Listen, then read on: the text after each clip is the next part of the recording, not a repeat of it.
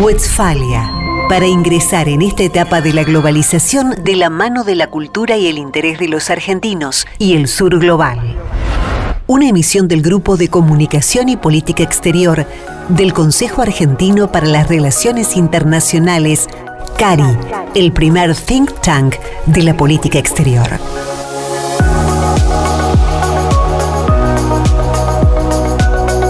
La pregunta es la siguiente.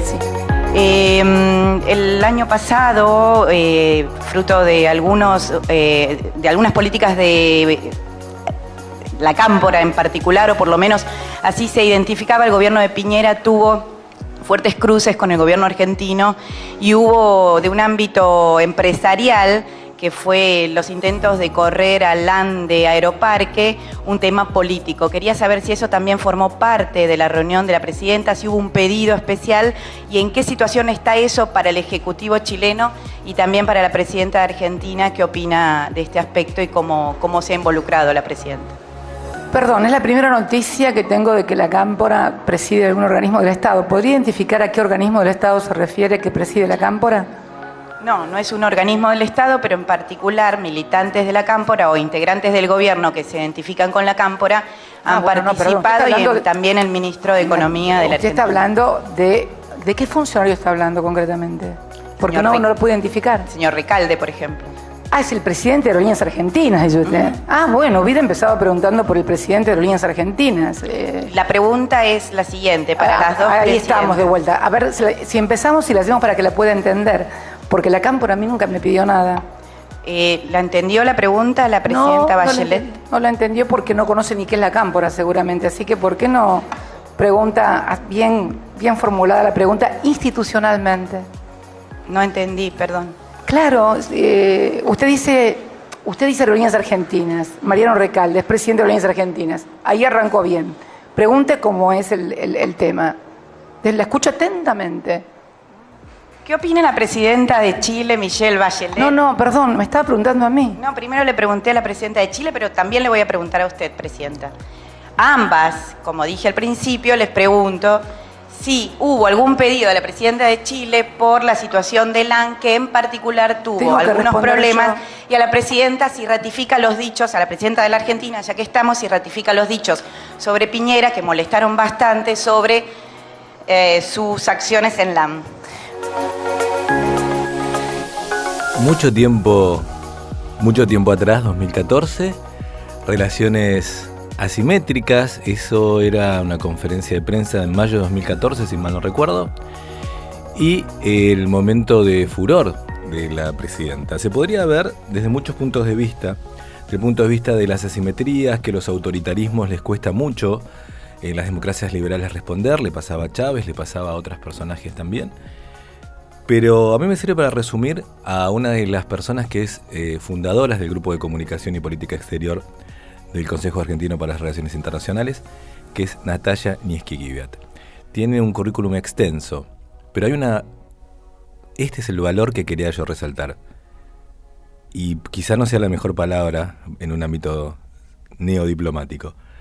El coraje, iba a decir los huevos, pero el coraje es la palabra exacta, el coraje. El coraje de ser periodista. Y como a todos los periodistas no se dan cuenta el valor que tiene institucionalmente nuestra democracia, que del 83 para acá tener periodistas así. Natalia, hola. ¿Qué haces? Muy buenos días. ¿Qué?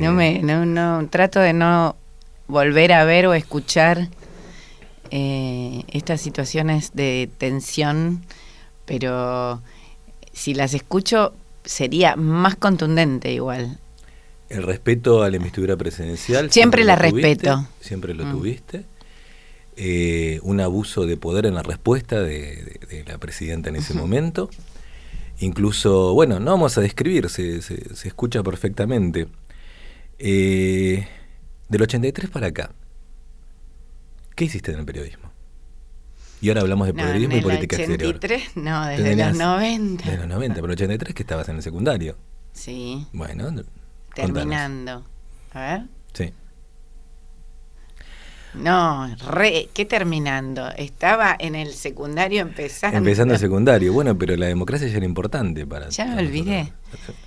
Posguerra de Malvinas. No, era muy Volvió la chica, democracia. tenía 13, 12, 13.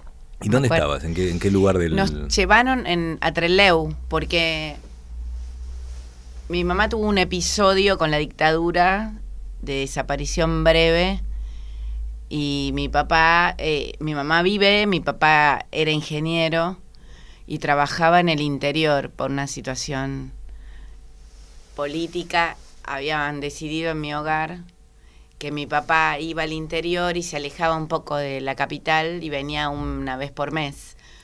Entonces trabajó como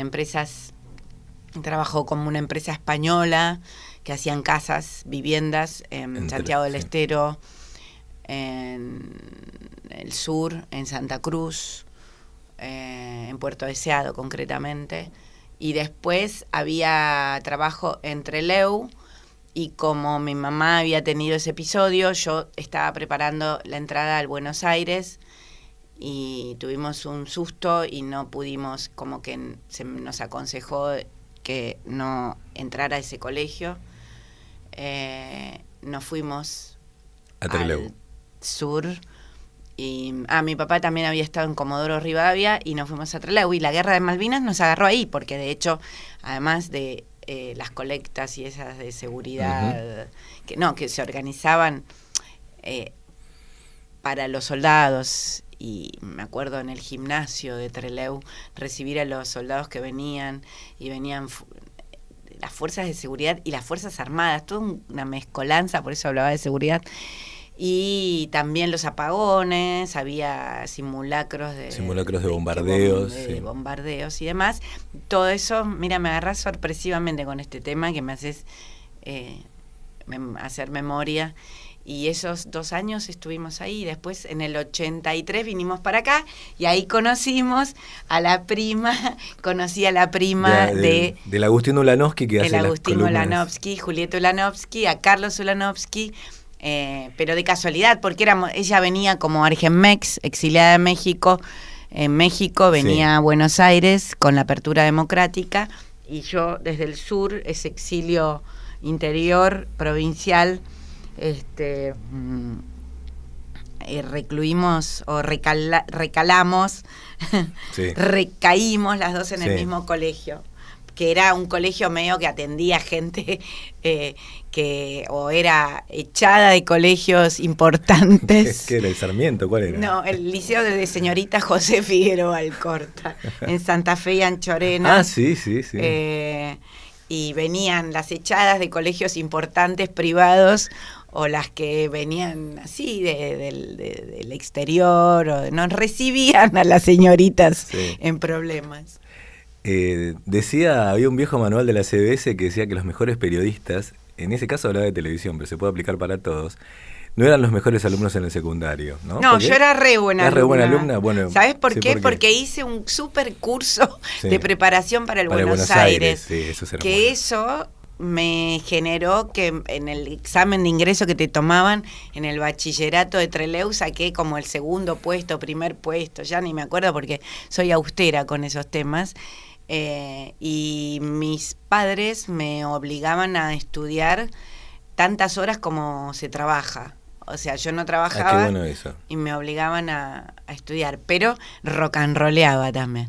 Bueno, y vos decías que el momento, eso lo contabas justo antes cuando charlabas con Agustín Ulanovsky. ¿Cuándo fue el momento que decidiste ser periodista, o que crees que ahí fue que, bueno, acá esto fue lo que pasó, o esta persona que conocí, o esto fue? Una parte con Carlos Ulanovsky, que me encantaba, lo empecé a admirar el trabajo, pero después me fui un año a México y a otro lugar que prefiero guardarlo en la intimidad política porque hay mucha grieta. Y en esa época yo tenía una mirada más social, si querés, más a la izquierda, si querés. Y tenía una deuda con un pasado, y me fui con unas personas también que vivían en los Estados Unidos y de mi origen, y confluimos en un trabajo comunitario, y nos fuimos a pintar colegios y demás, y a una experiencia muy interesante, y de ahí Si querés te lo digo, nos fuimos Sí, a Cuba, la verdad. Sí, ¿no es? Nos fuimos con cubanos que vivían en los Estados Unidos y que se habían ido con el programa Peter Pan, que no sabés, pocas personas conocen lo que es Peter Pan. Me hace acordar las brigadas de café en Nicaragua, que eran muchos radicales. No, para nada.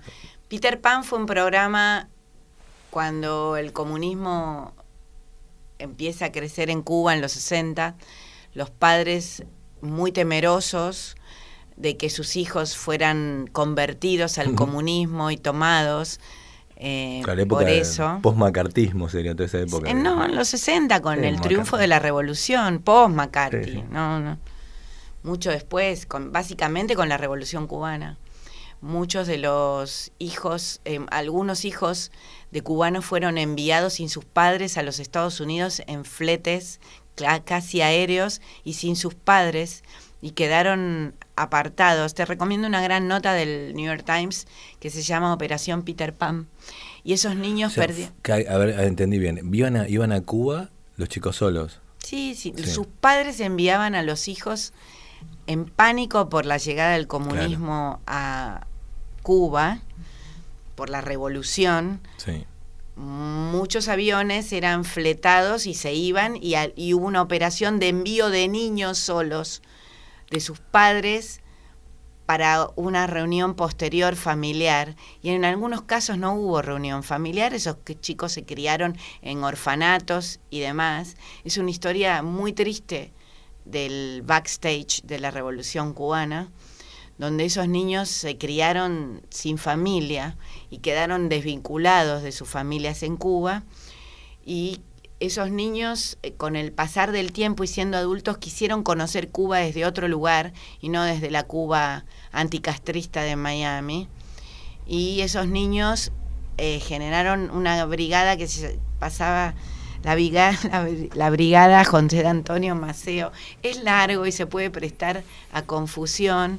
En privado lo podemos seguir. No, está bien, pero eran cubanos que vivían en los Estados Unidos o en Canadá, y en distintas partes de los Estados Unidos que no eran Miami, eran una visión muy distinta y una aproximación distinta a Cuba, y en eso confluimos todos para conocer Cuba después de muchos años de estar desarraigados de Cuba. Y en ese caso fue algo que a mí me generó un gran deseo de ser periodista, básicamente. Porque el periodismo es... Vine y me anoté en Ciencias de la Comunicación. En la UBA. En la UBA. Bien. Hice la carrera y después hice flaxo alguna que otra maestría sin poder terminar la tesis. Terminé la maestría, no hice la tesis. Y ahora estoy fascinada con una especialización de historia en la Ditela. Muy buena la historia en la Ditela. Amo. Es muy buena la historia en la Ditela, según lo me han contado. Muy buena y aparte algunos sí, sobre todo bueno, es la estela de Russell, ¿no? Que todavía está. Es de varios, una gran universidad. Antes que sigamos, pero se entendió perfecto. Lo que valoramos mucho siempre, Natalia, es tu trabajo profesional, porque un periodista, como cualquier persona, tiene su ideología, sus ideas, sus contradicciones, pero el método periodístico y la honestidad periodística siempre es lo que prima. Y eso es lo que vos tenés. Yo doy fe que funcionarios de diferentes gobiernos, ninguno puede sentirse maltratado por Natalia, pero ninguno puede decir, yo puedo influir en Natalia. Eso vos no lo sabés, o por ahí lo podés intuir, pero ha pasado con varios, ¿no? Cosa que no pasa con todos los profesionales, pero por suerte sí con una gran mayoría. Así que en eso, bienvenido, por si no tenés corazón. ¿Cómo que era? Había un primer ministro británico que no fue uno de los mejores, pero tuvo una gran frase que dijo: quien no fue comunista en su juventud es que no tuvo corazón. Yo no fui comunista, no digo tuve que vos la verdad que el comunismo me parece una experiencia que hay que leer en su contexto, como también si algo aprendí en la Ditela es que los procesos revolucionarios, incluso la violencia armada, hay que leerla en su contexto y no fuera de su contexto histórico. Para no ser anacronismos. Para un historiador, vos no podés analizar la violencia montonera hoy, sino en su momento. Entonces eso me saca el prejuicio, lo que no quiere decir que comulgue con la violencia, yo no comulgo con la violencia, pero hay que leer los procesos de resistencia o los procesos de violencia per se en su momento. Bueno, a ver, y el comunismo también. Yo nunca fui comunista, pero sí tuve un sentimiento hacia la izquierda. Hoy me decís, y creo que es un modelo de vida fracasado y además tendiente al autoritarismo, y no comulgo con eso. Pero también tenemos procesos de derecha violentos y autoritarios. Entonces, vamos a desideologizar tal vez eso y hablar. Hoy estoy en el mundo autocracia, no autocracia, o autocracia, democracia, democracia, no democracia. Me gusta más leer eso. Las democracias liberales, si se quiere, para darle el término más académico, pero bueno, vos tenés países que fueron mucho tiempo socialdemócratas como Suecia, que ahora viraron a la derecha, sí. y aún así la derecha sueca es la izquierda de muchos otros países. Totalmente. O gobiernos que han sido, que se alían hoy en la Europa nórdica, una socialdemocracia a la derecha, claro, como estás diciendo. Por eso, no. A ver, a esta altura del partido ya creo que está claro lo de la violencia, el autoritarismo y la corrupción serán los males, ¿no? Todo lo demás es... Yo tengo fama de alocada en mi trabajo. Pero eso es el machirulismo de los argentinos o de muchos lados. Te puedo decir que si hay algo que me caracteriza es que no recurro ni a la extorsión periodística, ni a la es decir, la extorsión periodística. Exactamente, muy claro. Es un mal nuestro. Es un mal, la extorsión en general, sí, es un mal. También de las fuentes. ¿Sabes qué pasa, Natalia? Esto es una cuestión que si querés hasta de los señores de más de 40, entre los que me tengo que incluir. Cuando una mujer tiene carácter es loca.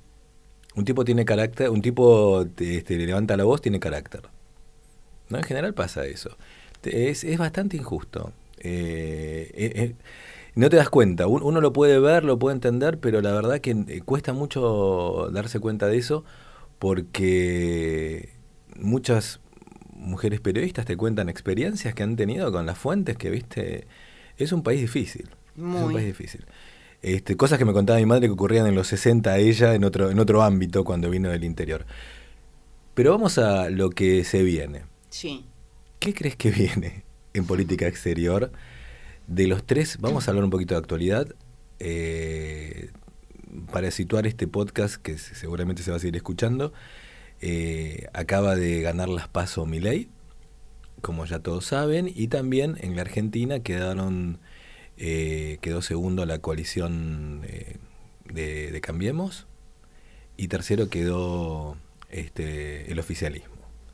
¿Cómo sería para vos o qué es lo que estás intuyendo que puede ser un gobierno de Milei y quizá Diana Mondino de canciller?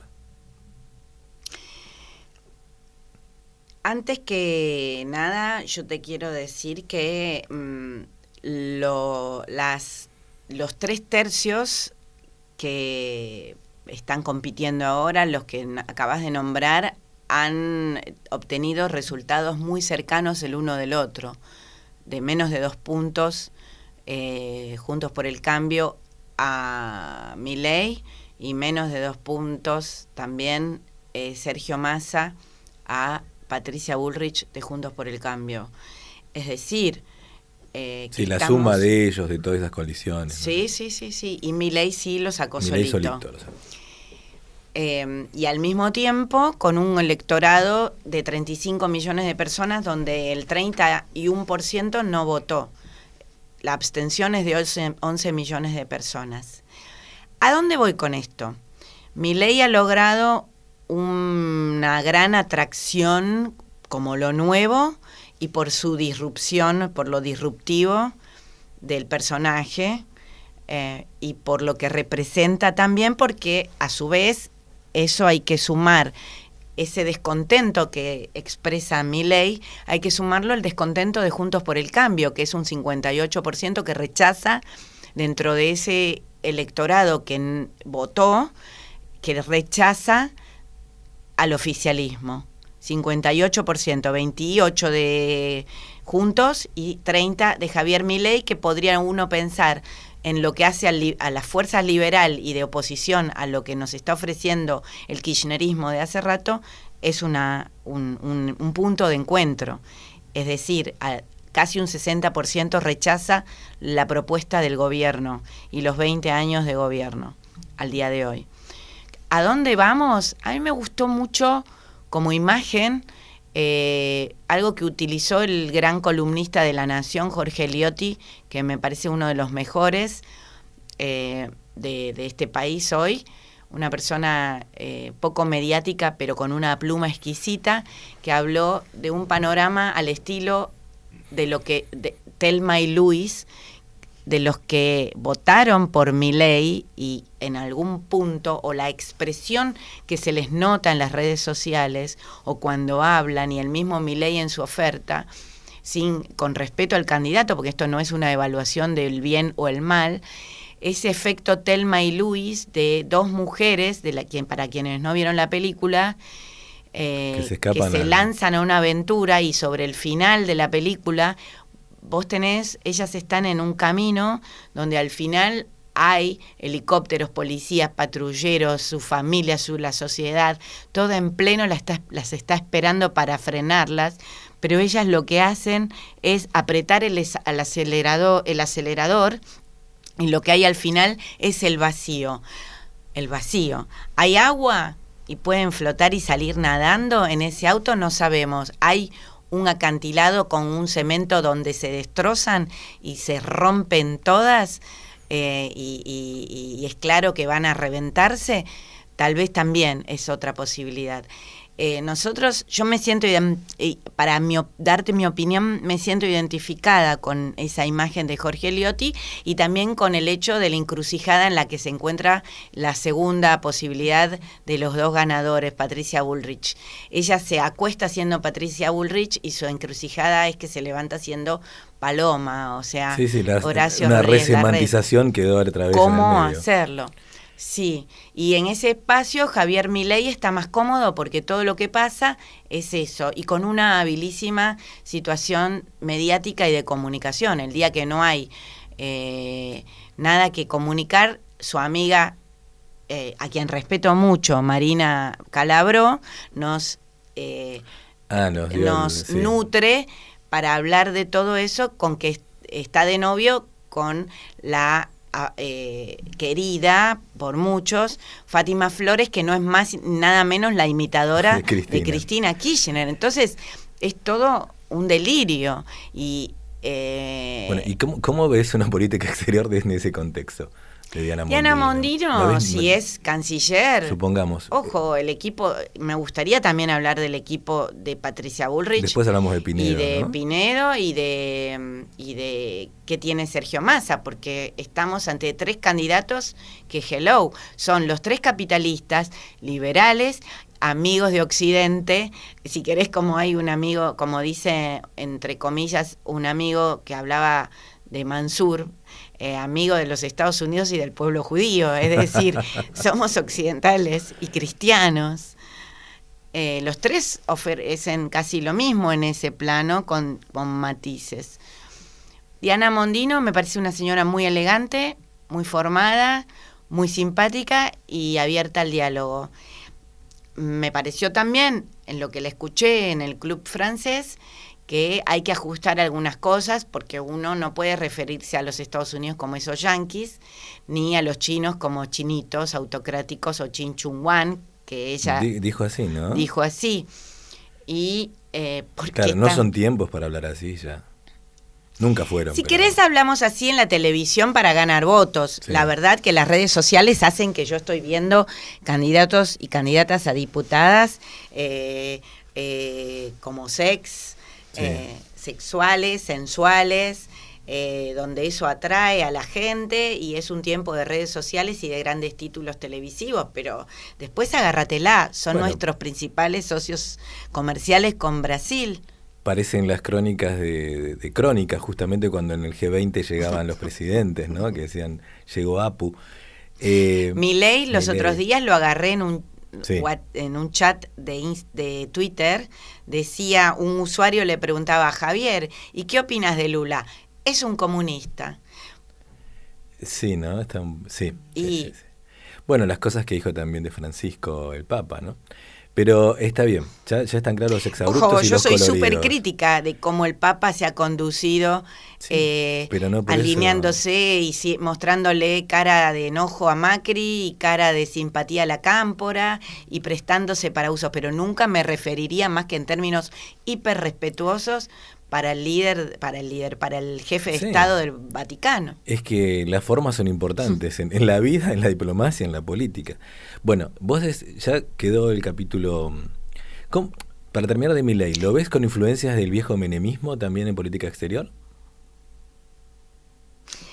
Porque es una mezcla, influencias seguro, porque ya tiene varios exfuncionarios de Menem dándole apoyo, asesoría económica sobre sus planes dolarizadores o liberales.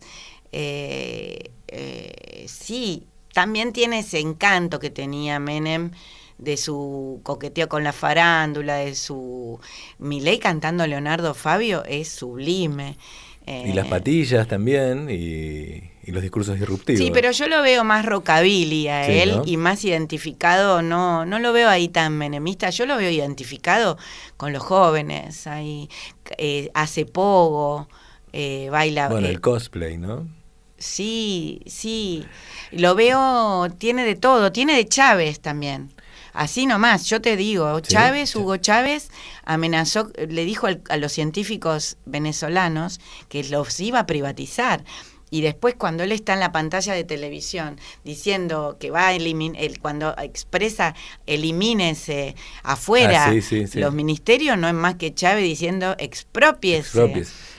Tiene muchas cosas de ese carisma. Sí, a mí se acordaba de Caballo cuando mandó a lavar los platos a los científicos, Domingo, en su momento. También. Pero bueno, vamos a pasar, si querés, a una versión un poco más culturizada, sería, más de mejores formas. Canciller Pinedo, el expresidente de la República, querido por casi toda la comunidad política, más allá de las ideologías. ¿Cómo lo ves como canciller? Para una primera etapa me parece bien, porque es un hombre que infunde respeto. Por ahí me gustaría alguien con más punch en algún punto también, en el sentido de que salga y hable. No se lo conoce públicamente casi. Los jóvenes conocen a Diana Mondino, que tuitea algo que la gente quiere escuchar. Ella no tuitea, fue en su Instagram. Puso unos cuchillo para el pan, para la torta, diferentes cuchillos y una motosierra para los ñoquis. En un estado que la gente está podrida, escucha a Diana Mondino, y a Pinedo no se lo escucha. No porque Pinedo tenga que ser Diana Mondino, ni que tenga que ser Javier Milei, pero él, que es muy respetado y muy respetable y con mucho know-how, no ha salido a hablar. Claro, me decís que está haciendo como Ilia, que no hablaba, una cosa así. Y bueno, en este mundo, la verdad que quien no... ¿Viste el que cómo era el que no camina, corre? ¿Cómo era el dicho? No me acuerdo, el que no corre vuela, esa es una película. Después hay otros que no tiene cerebro, tiene que tener patitas, qué sé yo, son cosas que me decían a mí de chico. No, Pinedo cerebro tiene y por mucho, eso, yo no hablo de eso. Estoy buscando dichos, ¿no? Era un dicho, el que no llora no mama, no sé, bueno, eso no es un era tango, eso. Es como que le falta aparecer en público y contar de qué se trata. Bueno, pero para eso está la función periodística. Massa está siendo presidente, ministro de Economía, candidato y canciller. Massa es un alef de la política hoy. Y para mí me van a golpear, pero es una virtud de Massa. Posiblemente como comunicación. Ahora, ¿para qué están los periodistas si no es para hacernos entender? Contanos un poco más de una cancillería eventual de Pinedo, porque él no habla. Contanos vos qué es lo que estás viendo Bueno, acercamiento a Estados es más Unidos. moderado que lo que dice Diana Mondino, Sí. en ese caso, porque es un hombre que habla de respetar los... No, Diana Mondino también habló, ojo.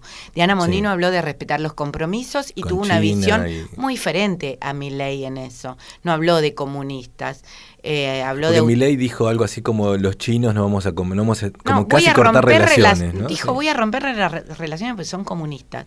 Punto. Después China le respondió, muy a lo chino, venga y conózcanos.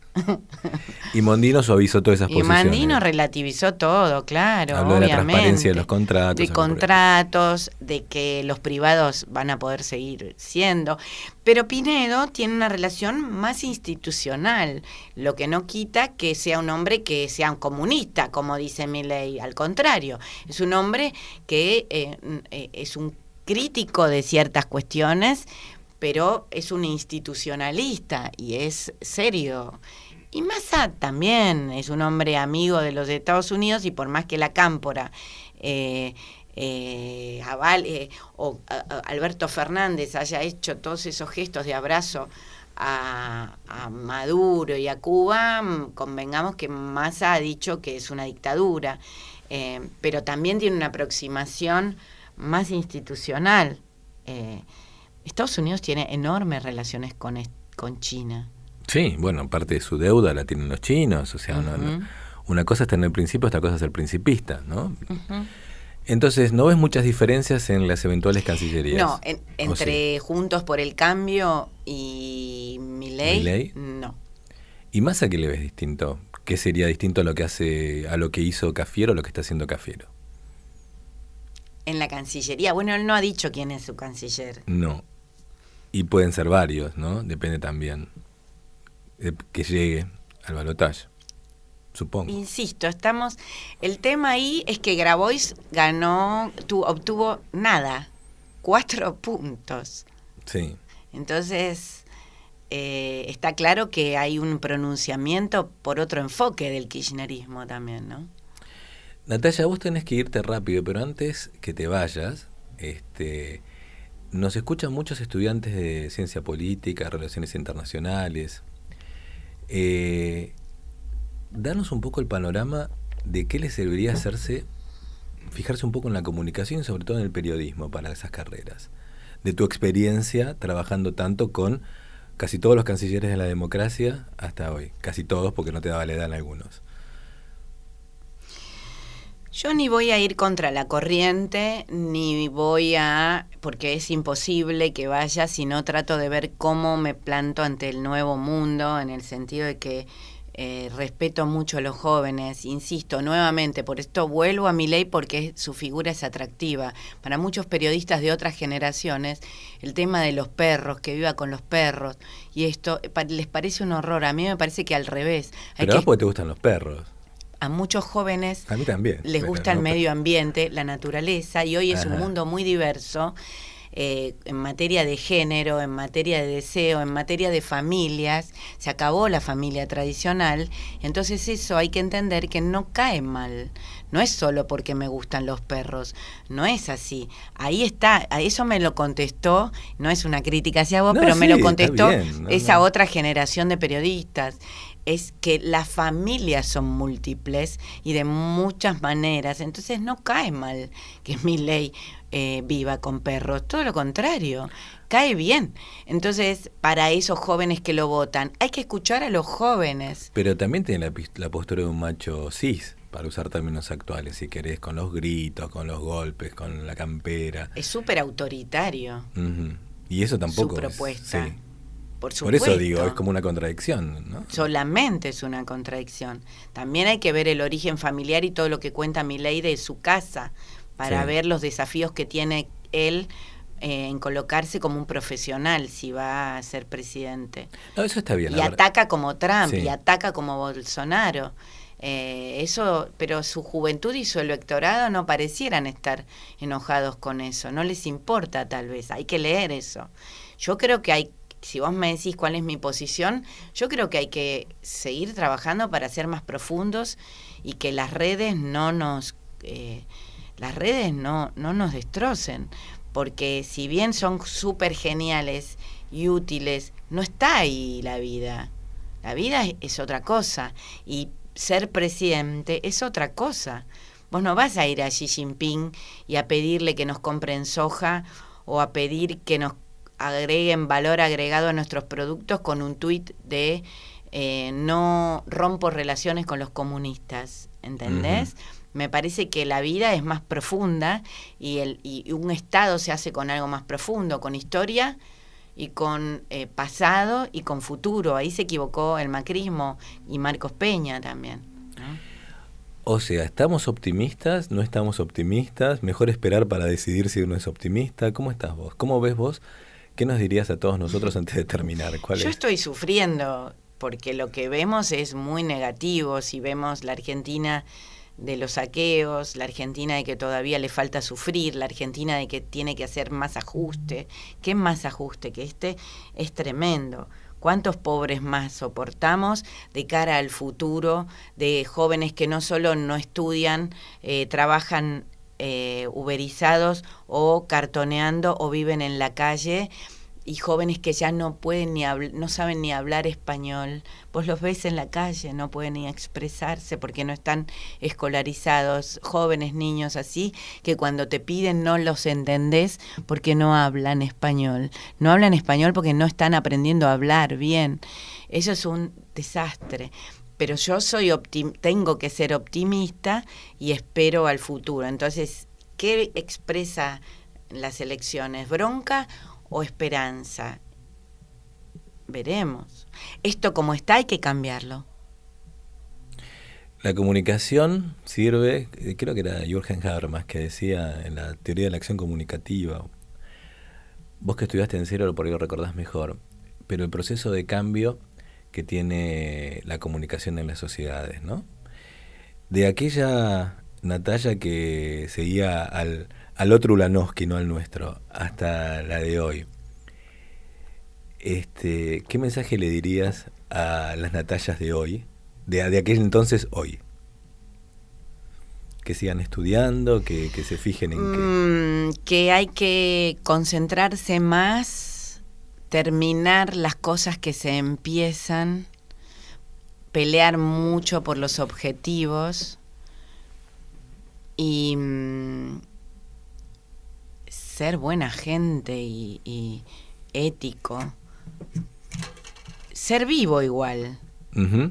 Hay que ser vivos y estar con los ojos bien abiertos. Natalia Nijikivet, muchas gracias y seguí con ese coraje ayudándonos a todos los argentinos a entendernos mejor. Gracias, seguimos en esto.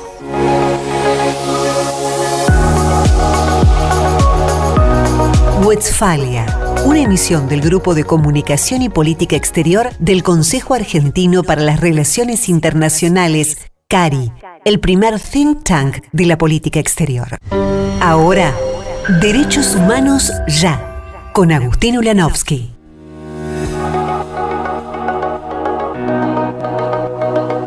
Bien, nos hablaron de Ulanowski bueno y ahora tenemos al otro casi tan bueno. ¿Cómo le va, Agustín Ulanowski? Es lo que hay, Guillermo, es lo que hay, pero bueno, nada, lindo escuchar las referencias de Natalia respecto a cómo un Ulanowski influyó para su gran carrera. Se acordó de su libro, pero también, Agustín, ¿cuál era su libro? Cuéntenos, que nunca le hacemos publicidad a su libro. Bueno, el segundo libro que escribí se llama Los Kirchner y la causa AMIA y analiza un poco todo lo que fue el derrotero del memorándum con Irán y el debate que generó en torno a la política argentina y obviamente en el posicionamiento argentino internacional. Bueno, usted tenía preparado algo, pero lo vamos a hacer otro programa. Usted sí lo que me dice es, tenemos otro tema que tiene que ver con lo que estuvo hablando Natalia. ¿Qué es? Con derechos humanos y la actividad periodística. Bueno, viendo a Natalia y el rol que tiene el periodismo a nivel de defensa de la democracia, de los derechos humanos, me parecía interesante improvisar con usted y charlar un poquito de lo que es la defensa de los derechos humanos y los periodistas en ese rol, ¿no? En primer lugar, creo que los periodistas siempre tienen la posibilidad, la habilidad de imponer temas en la agenda. Muchas veces nos enteramos de grandes crisis humanitarias y de derechos humanos en base a lo que los reporteros hacen y el trabajo que ellos despliegan. Y en este sentido, los organismos internacionales de derechos humanos cada vez más generan una protección sobre los periodistas, entendiendo que justamente cumplen este rol de defensores de derechos humanos. Bueno, hay un índice siempre de periodistas asesinados, ¿no? En países donde el narcotráfico Por tiene supuesto, mucha influencia, donde las autocracias son lo que son, ¿no? y en el sistema interamericano existe justamente una comisión que busca proteger a los periodistas, ¿no? Y los periodistas han sido receptores de muchas medidas de amparo de la Comisión Interamericana, entendiendo justamente que cuando vos protegés a un periodista es una gran vía para poder proteger los derechos humanos. Entonces me parece interesante ese vínculo que hay entre el periodismo como profesión y la posible defensa de los derechos humanos. Claro, porque, a ver, el rol de un periodista, más allá de lo que sea en su personal, más de lo que sea en su actividad personal, es el tener libre acceso a la información para una sociedad, ¿no? Porque la libertad de prensa, entonces, o la libertad de información, no es solo para el periodista, sino para esa sociedad, ¿no? Que en cierto sentido pienso, los derechos humanos nacieron para poner límites a un autoritarismo. Y en cierto sentido creo que el buen periodismo hace lo mismo, ¿no? Es ponerle un límite a un autoritarismo, es proteger a la ciudadanía, y creo que ahí hay un vínculo en donde ambos se interpelan y se potencian. Que vos como abogado especializado en derechos humanos ya, a pesar de tu, digamos, juventud, no tenés ni 40 años, Agustín, ¿cuánto tenés? 37. 37, pareces más chico incluso. Pero más allá de eso, aconsejanos lo siguiente. Una provincia argentina, un gobernador feudal, un intendente feudal, avanza sobre un periodista, ¿no? Avanza sobre una pequeña redacción, que ha ocurrido, ¿no? Ha ocurrido. Incluso ocurre hasta ahora en los Estados Unidos, donde fuerzas federales han invadido una redacción. Pero vayamos a la Argentina, en este caso, un caso hipotético. ¿Qué hace ese periodista, esa pyme periodística que fue avasallada por un gobierno? Primero puede recurrir a los tribunales aquí en la Argentina. Danos un consejo, si se quiere, profesional como abogado, experto en derechos humanos. Bueno, lo primero, como bien vos decías, creo que está la justicia, ¿no? Y ahí hay medidas cautelares que se pueden pedir para intentar frenar lo que sería un avasallamiento de estos derechos. Lógicamente habría que ver en un sistema feudal como el que vos planteás si esa justicia es independiente. Seguime el ejemplo ideal. Entonces va a la justicia local tiene jueces puestos por ese gobernador, con lo cual no consiguen nada, ¿no? Le clausuraron la redacción, lo que sea. Lo metieron preso a algunos. Uh-huh. ¿Cuál es el próximo paso cuando la justicia...? Bueno, ahí pasaría a ser ya la justicia federal del país. En el caso, bueno, vos podés ir apelando y, no sé, acceder, por ejemplo, a la Corte Suprema de Justicia, en donde ese gobernador, intendente, lo que fuera, se supone que no tiene tanta influencia. Ahora, eventualmente si habláramos de, ya sea que el pedido no fuera acogido o que este debilitamiento institucional fuera extendido también a la faceta nacional, bueno, ahí se puede recurrir a lo que es la Comisión Interamericana de Derechos Humanos, en el caso de un país como el nuestro que está dentro de la OEA, y ahí es donde sí uno puede pedir a la Comisión Interamericana que ponga alguna medida cautelar, y hay derechos planteados en la Convención Americana, como bien vos planteabas, que tiene que ver con el acceso a la información, con la libertad de expresión, que están íntimamente vinculados con el periodismo. ¿Cómo hace? ¿Manda un WhatsApp a la Comisión? ¿Cómo es? Hoy por hoy es muy accesible gracias a Internet, esas de las cosas buenas que tienen las nuevas tecnologías, y hoy por hoy, completando un formulario virtual, llega a la Comisión Interamericana. De hecho, yo fui pasante 6 meses en la Comisión Interamericana, y eso se recibe automáticamente y bueno, se le da el tratamiento. Vos tenés 2 vías, una que es cautelar, que es la vía urgente para un caso como este que vos planteás, o ya una vía más ordinaria, que es para un análisis de fondo, que eso te resuelven en varios años. Hay una demora en ese proceso. Agustín, muchas gracias. ¿Algo más que te parezca? ¿Qué te pareció, Natalia? Me parece perfecto, y esto que decíamos, ¿no? Entender al buen periodismo como un gran aporte para lo que es la democracia, los derechos humanos. Me parece que Natalia con con esto que vos marcabas, Guillermo, de su personalidad y de abrirse a las fuentes, pero también saber cuál es el límite, me parece que son esos ejemplos que hay que seguir. Bueno, muchas gracias a Germán Chipola, que gracias a él esto está en el aire. Nos vemos en una semana.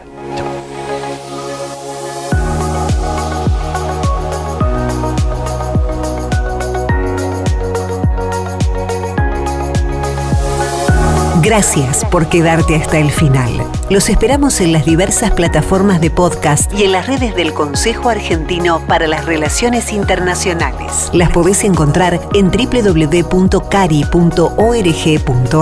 Este podcast es un producto del Grupo de Comunicación y Política Exterior del Consejo Argentino para las Relaciones Internacionales.